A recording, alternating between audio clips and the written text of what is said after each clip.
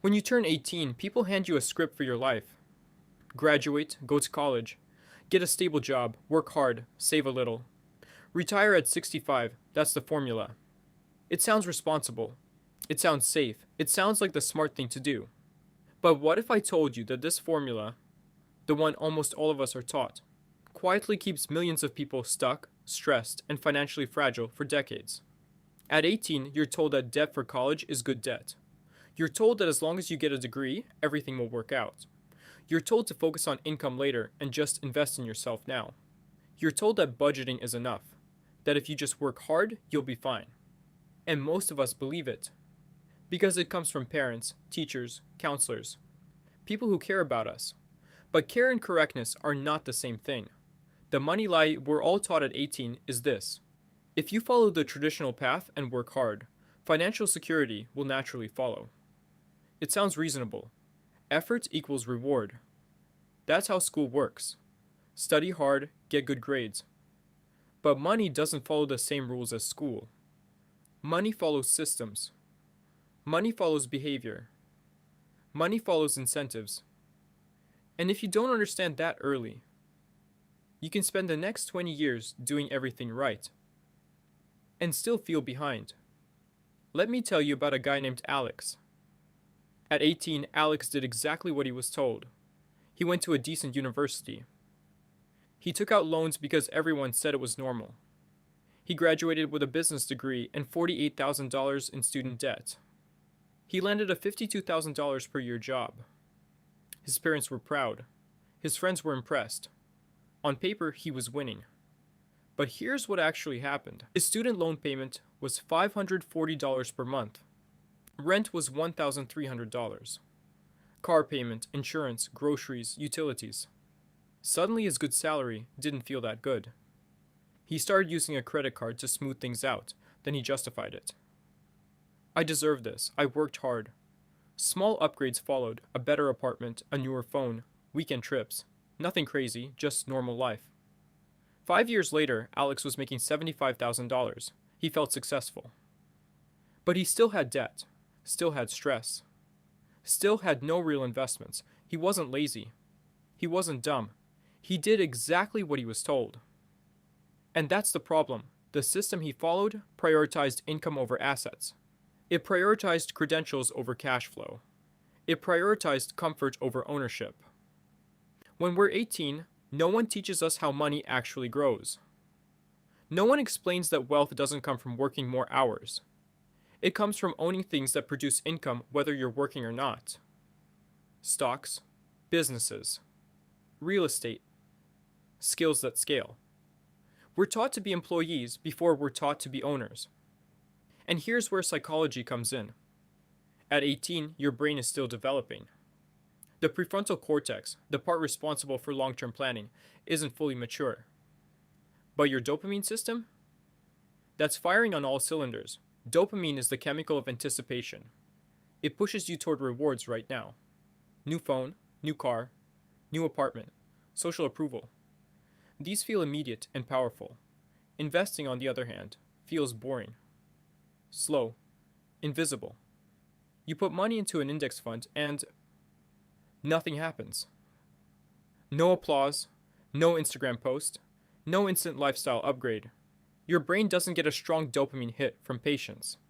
It gets dopamine from novelty and social validation. So when an 18-year-old is offered two paths, slow, boring wealth building versus immediate visible success, the brain leans toward what feels rewarding now. That's not weakness, that's biology. The lie works because it aligns with how our brains are wired. Another part of the lie is the idea of safety. Get a stable job. Stability feels comforting. But in reality, a single paycheck is one source of income. One. If that disappears, everything collapses. That's not stability.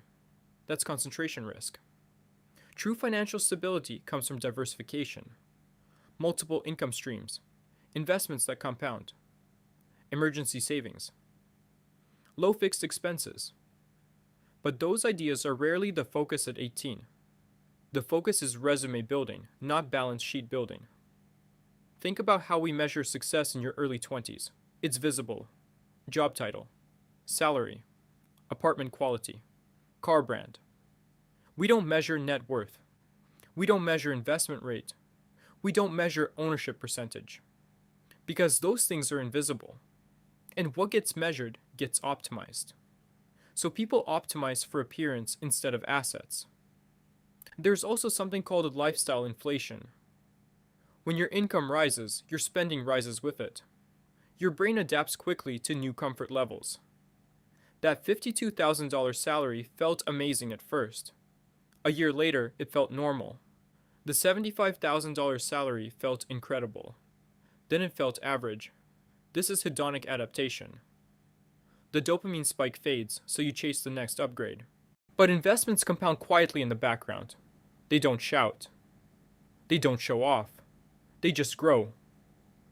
And time is their secret weapon. If Alex had invested $500 per month, starting at 22, into a broad index fund, averaging around 8% annually, by 45 he could have had hundreds of thousands of dollars. But because the early years were spent managing debt and upgrading lifestyle, the compounding clock started late.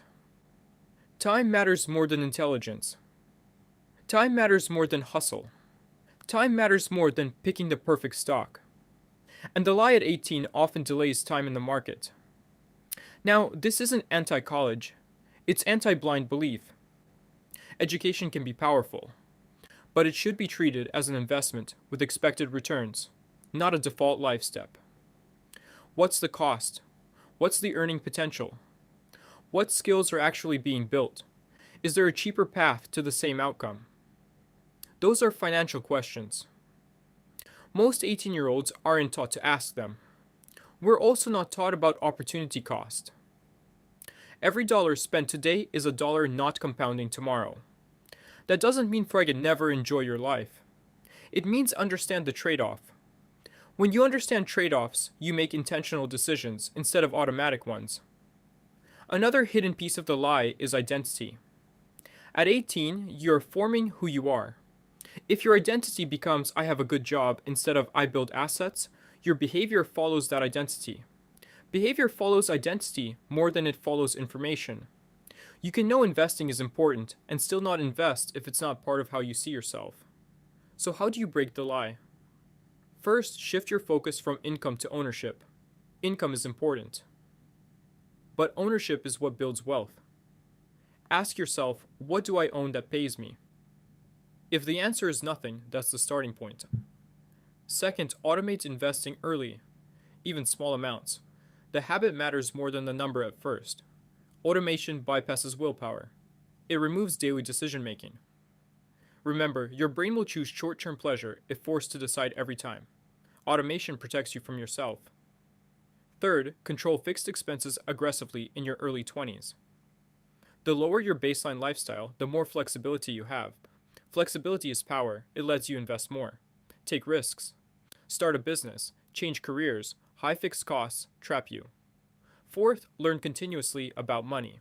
Not just how to earn it, how it works. Compound interest.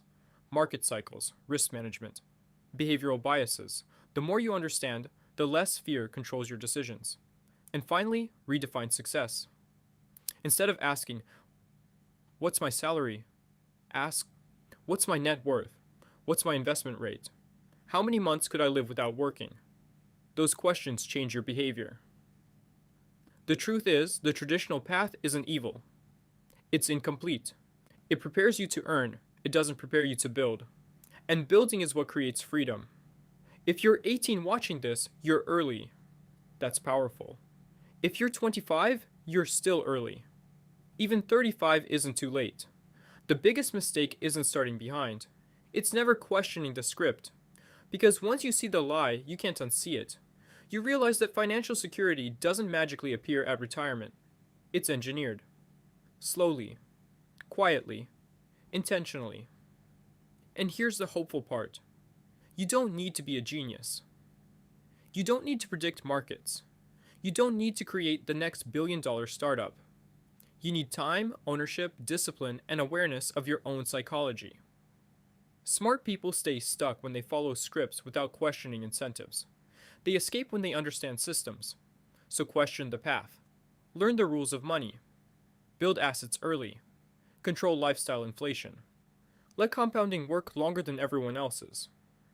I'm Brandon Invests, and if this helps you understand the psychology of finance, subscribe for more.